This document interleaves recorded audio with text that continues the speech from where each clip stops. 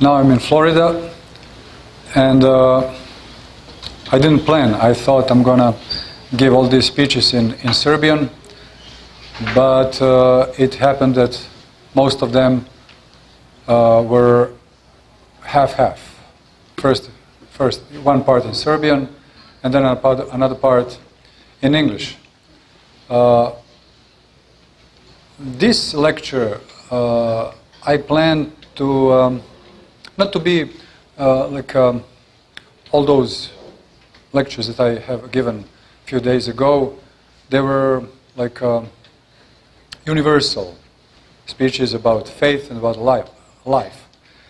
This time I have a lecture which is called The Life in the Service of Cult. Život u službi kultu. I baš sam onako zaželeo iz sve snage, and I would really like to give this presentation. And most of the part will be in Serbian. And I'll try to give little explanations in English in the meantime.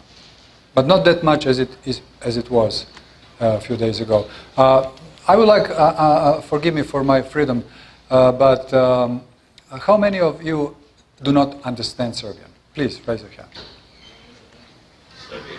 I mean, not Serbian. No.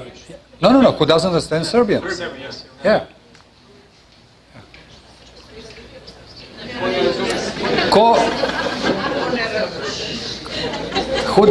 Who doesn't understand or speak Serbian? Fine. Okay.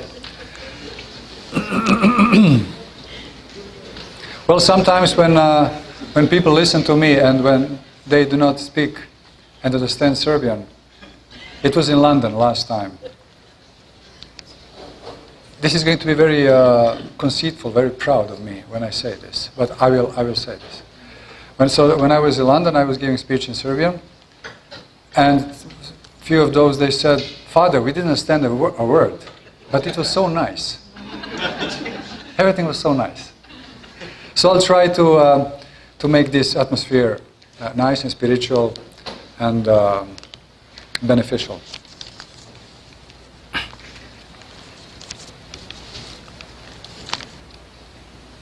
When a man dedicates himself completely with all his life, strength, heart, spirit and being to the Lord, to the contact with the Holy Spirit, then when he feels this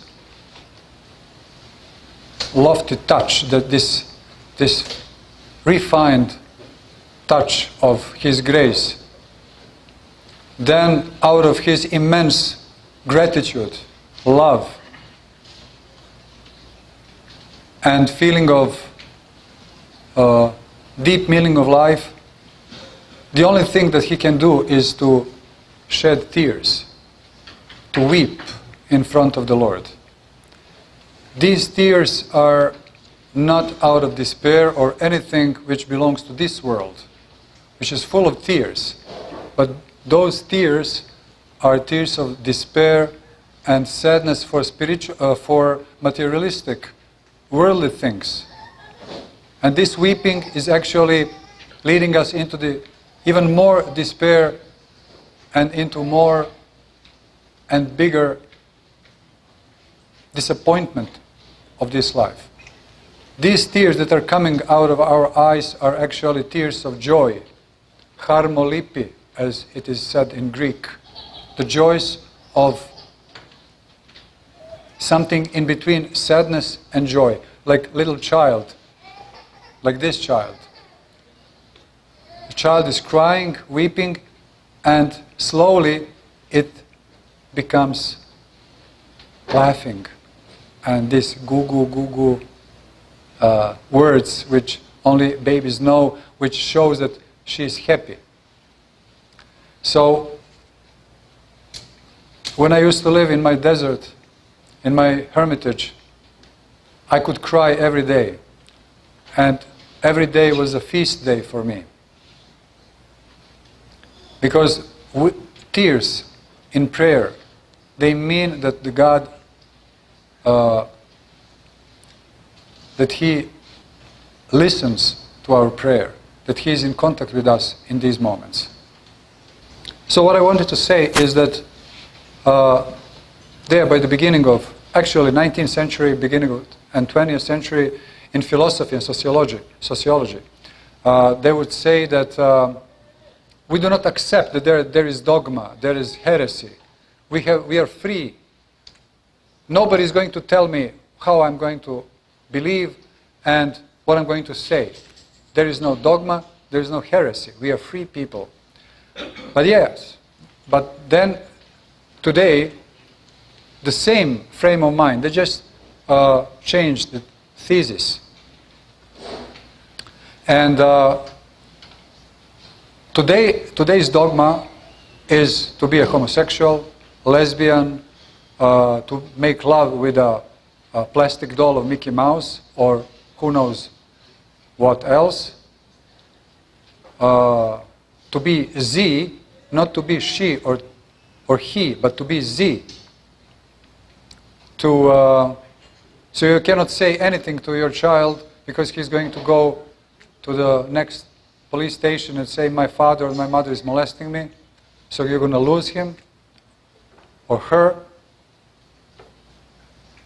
Or if there is a little problem in the marriage, wife goes to police and she says, he's molesting me, or he says, she's not like I met her, she changed, I don't want to do this, I don't want to participate in this.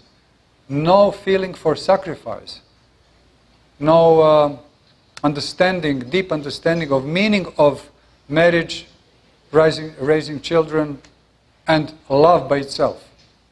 In English language, it's very interesting. You know, they're all the time saying love, love, love. But it's very similar, but it's not love, it's lust. And it's absolutely different. Love and lust. Here we are talking only about pure lust.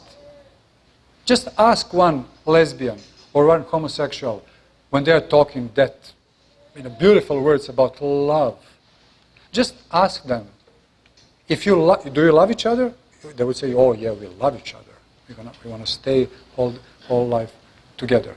Then ask them, if you really love each other, then don't have sex. Live like that. Love each other. I believe that's enough. Nobody's going to accept this because they need lust. They need to feed their crazy passions, their sick minds. This is not a call to burn them, as they used to do in Inquisition. It is a call to help them, because they're sick people. They're poor, wretched people that they need help. But this sick society is telling them, you are right, you can do that. So today we have heresies, heretics, and dogmas, but just the idea is changed. The notions are changed. We can compare our lives and the cult, actually the supreme religion, which is Christianity, Orthodox Christianity, with the river and its bed, and with its river bed. Can you imagine a river without its bed? No, we can't, because it loses its flow, goes out, evaporates and just leave mud behind it.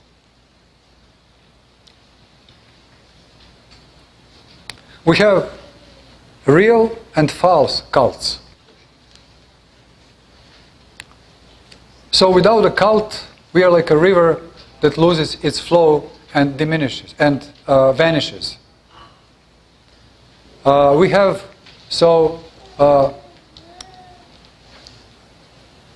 real, right, or wrong cults.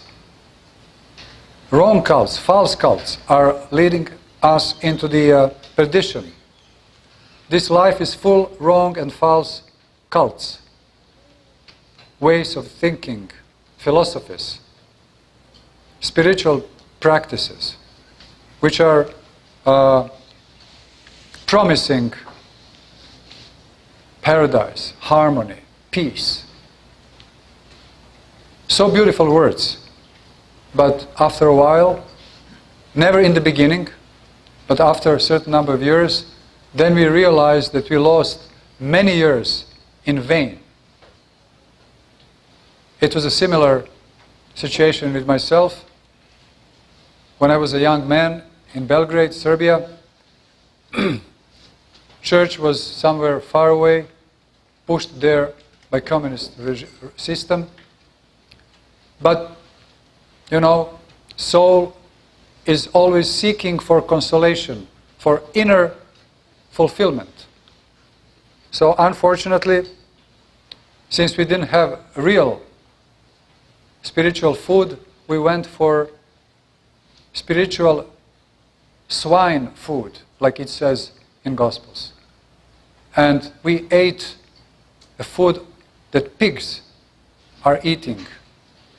Drugs, sex, rock and roll, and Far East meditations, yoga, Zen Buddhism, and things like this. I was in a practicing false cult called Transcendental Meditation, called TM. It's very renowned here in the Western world. John Lennon brought it in Europe there in 60s or in 70s, I think, I'm not sure. He brought this gentleman called Maharishi Mahesh Yogi, who was the teacher of this Hindu heresy. And this spread it all over the world very quickly and easily, because it's cheap spirituality. Light one, that you don't have really to give any sacrifice. Everything which is without real deep sacrifice is cheap. It's nothing. It doesn't have any full meaning and, kako se beše kaže, korist. Purpose, benefit. Yeah. And I was practicing for 7 or almost 8 years and losing my personality. And especially this TM, Transcendental Meditation, was influencing my sexual power. It was forcing me and making it extremely strong. And whenever I would meditate, I had to go and have a sex with somebody or to do masturbation. And I didn't know what is this all about, why I'm doing this. But it was not in the beginning.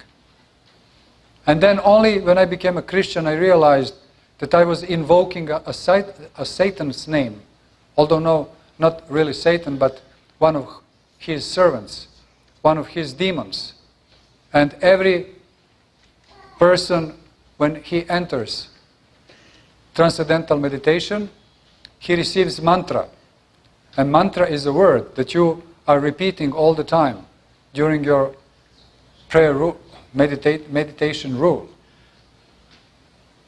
And we were told that we are not supposed to know what this word means. Can you imagine that you are repeating a word 100,000, millions times in your life, and you don't know what does really mean, because they said, oh, it's a secret, you know, it has deep meaning. And then I realized it was a name of one of those demons. Millions of demons in Hindu religion, they call them gods. And this one was particularly in charge for sexual energy. And, you know, it was molesting me. And I heard this with other friends of mine who were deeply into the Transcendental Meditation. They used to go for higher courses called Siddhi course. They used to go in those times, they used to go in Holland. There were those ashrams. Ashram is a gathering of those people there living together, meditating together. And there was a friend of mine who was a member of a very famous rock band in Belgrade in those times. And he said his mantra, his demon, was a homosexual demon. in charge for some homosexuality. He was telling me, every day he was falling in love with another man. And so on and so on. Forgive me for this terrible things. So the supreme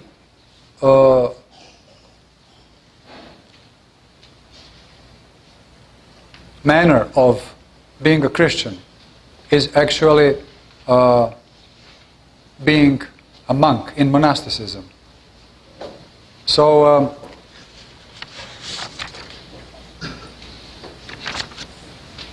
we all Christians are here to receive the gift of the Holy Spirit and to enjoy all those benefits, especially the freedom of our personality.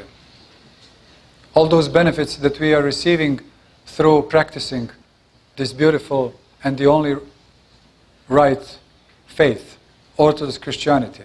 We were forced during the history to be called Orthodox Christians. We are actually original Christians. That's what we are.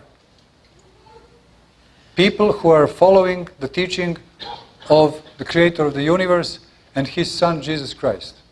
But unfortunately, in the course of history, and many centuries behind us, there appeared a lot of false teachings, wrong Christianities, if we can call it this way. So we are calling ourselves right Christians, Orthodox Christians, Orthodoxa, the right glorification. We glorify Christ and God in a right way. And the loftiest, kako se kaže vid na engleskom, najvišeniji vid, oblik, the form, the loftiest form of Christianity is monasticism, which means that in monastic life you can dedicate yourself completely to the Lord and to acquiring of all those benefits that every Christian has the right to receive. There, sacrifice is necessary. And the higher and the harder sacrifice is there, the higher gift we receive. It's how it is. Somebody is going to say, so this God is bloodthirsty one. He needs our suffering. No, that's not right. He never asks from ourselves more that we can offer. But in offering your love, in stating to somebody that you love somebody, you have to show certain sacrifice. Without sacrifice, I can tell you, I love you 100 times a day. But if I do not do something for you, it's in vain. Nothing. So that's why God needs certain sacrifice. And those monks who tasted the most sweet love of the Lord, they're sacrificing themselves completely. But they never die, they never get sick out of that. They live long.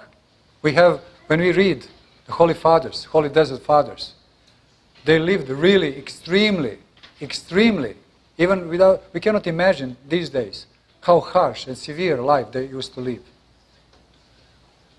But they lived very long, very often more than 90, more than 100 years, eating bread and water, not drinking like it's a modern now to drink all the time. Everybody's in subway or on the street, they're drinking water all the time, liters of water drinking. It's not important.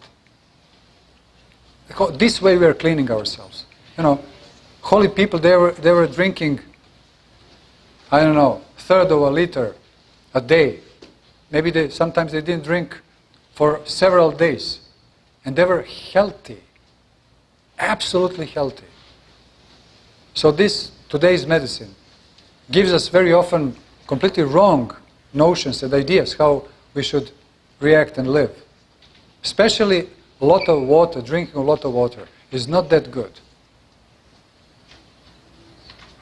Because in a lot of humidity in our body, the microbes can go very easily.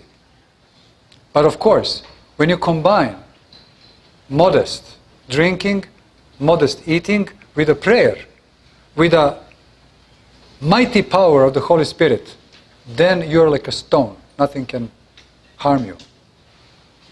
And so the monk is dedicating himself completely to the Lord, to acquiring of the gift of the Holy Spirit, and he receives this supreme freedom of his personality. And of course, he, after a while, after many years of sacrifice and the spiritual feat, ascesis, and they say in English, in Greek, after many years, when he matures in a spiritual way, at least 15 years, but usually it is about 20 years, then, with the blessing of the church and of the more experienced spiritual leaders, then he can go and share this with others. This freedom, love, understanding, and all these beautiful energies and powers of soul that we receive from God. So that's why we should never look wrong on monks, thinking they're some kind of psychopaths or something. Or if it happens that a child of some of you wants to become a monk or a nun one day, do not get enraged and mad about that because you are betrayed by him or by her. No. It's just a strong call. It will be the same thing if your daughter wants to leave your home and go and get married for a young man that she loves. It's the same thing. If you love your daughter, if you wish her to be happy, you are going to be happy if she finds a nice young man that she's going to marry and have children and life. It's the same thing when your son or your daughter decides or just responds to a call from above and wants to become a monk or a nun. Do not feel betrayed. Do not feel lost. I mean, left by him or by her. Be happy, rejoice, because they're going to pray for us. They're going to pray for you, for past generations. They said 7 generations behind us are saved by the prayers of a monk or a nun, especially if they are from our family, or our tribe, or our nation, or our city, or our village. So let's be sober and understand that monastic life is something that we all need, although we are not going to become monks or nuns. So the core, the essence of monasticism is hesychasm. Hesychasm comes from the Greek word hesychia, which means silence. But not every silence, or being somewhere alone, but a silence together with a prayer. In hesychasm, we go the deepest into the source of energy that holds whole universe, the deepest which is given to the humankind. In so-called Jesus prayer, prayer of the heart and the mind, prayer of the mind and the heart, which goes, Lord Jesus Christ, Son of God, have mercy on me, a sinner. Gospode Isuse Hriste, Sine Božji, pomiluj me grešnu. Na taj način, and this way, we are like from the deep well, taking the clearest and the freshest water of the Holy Spirit. And we are quenching our thirst with it, and then after a certain time, usually about 20 years, with the blessing of the church, then this water we are giving to our fellow men. So never be suspicious about those monks who are not even living in the cenobitic life, in the common life monastery, but they are going to the deserts, becoming hermits, thinking they're egoist. No, they're not. They're going there to pray for all of us.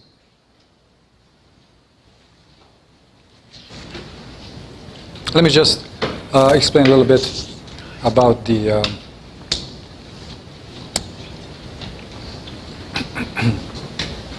so the rhythm in prayer and in spiritual cult.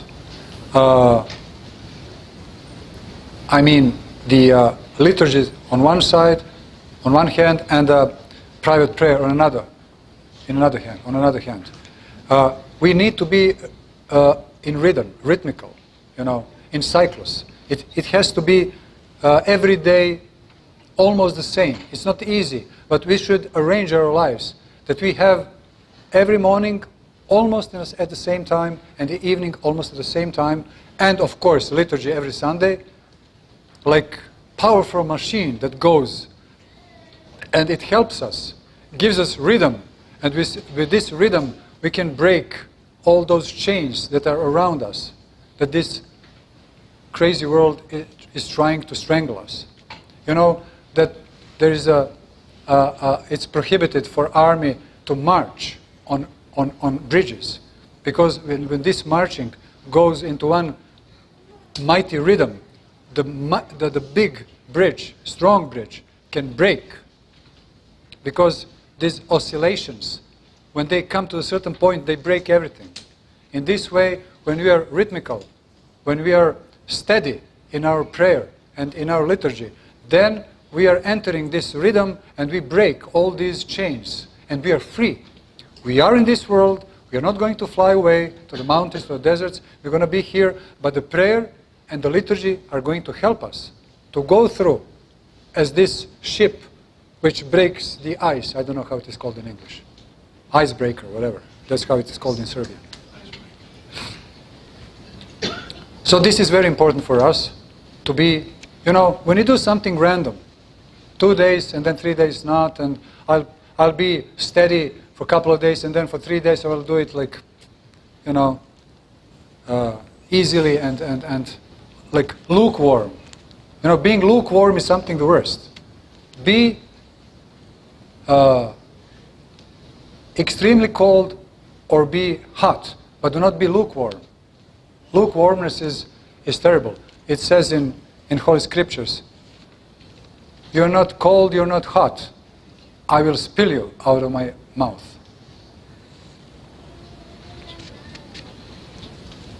So, I ask forgiveness for those who do not understand Serbian, because this lecture of mine is pretty complicated and developed, so I cannot translate everything, but I hope we understand each other.